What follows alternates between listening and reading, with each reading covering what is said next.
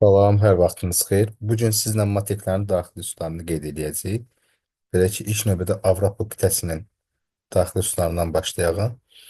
Ə, Baltik dənizidir bildiyimiz kimi bu hissə. Baltik dənizə tökülən əsas çaylar Odra və Vista çaylarıdır. Təşkil edirik. Baltik dənizə tökülən çaylar Odra və Vista çayları.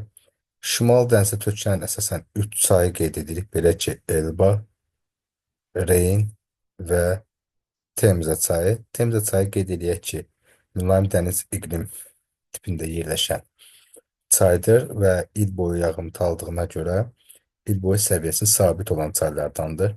Həmçinin İngiltərə paytaxtı London şəhərindən axıb keçən çay olmaqla yanaşı, qabarma çəkilmə zamanı okean gəmilərinin belə deyək də daxil olmasına da şərait yaranır. Temza çayında yəni üzməsinə şərait yaranır.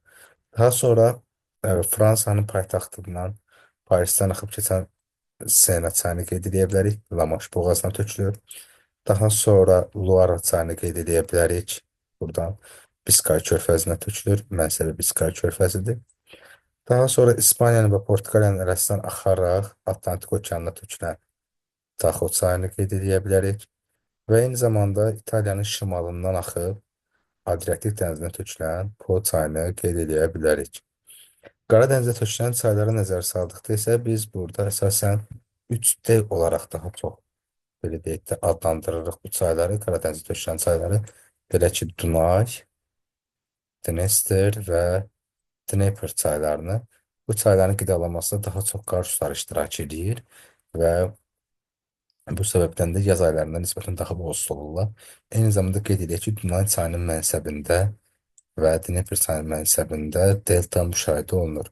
Azov dənizinə tökülən çay isə biz Don çayını qeyd edə bilərik. Daha sonra isə burada nəzər salsaq, Avropanın ən uzun çayı məhz Volqa çayını qeyd edə bilərik ki, bu da Xəzər dənizinə tökülür mənsəb olaraq və Xəzərə tökülən çaylardan demək olar ki, əsas su kütləsi Volqa çayının payına düşür 80% və mənsəbində delta müşahidə olunur. Bu Avropanın belə deyək də əsas çaylarıdır. Eyni zamanda qeyd edək ki, Volqa çayının Oka və Kama adında da qolları vardır. Daha sonra isə şimal istiqamətdən Şimali Divina çayını görə bilərik ki, Ağdənizə axıb tökülən çaydır, mənsəbi Ağdənizdir. Daha sonra Avropanın daxili sularından biz göllərinə nəzər saldıqda, burada müşahidə edirik nəyi?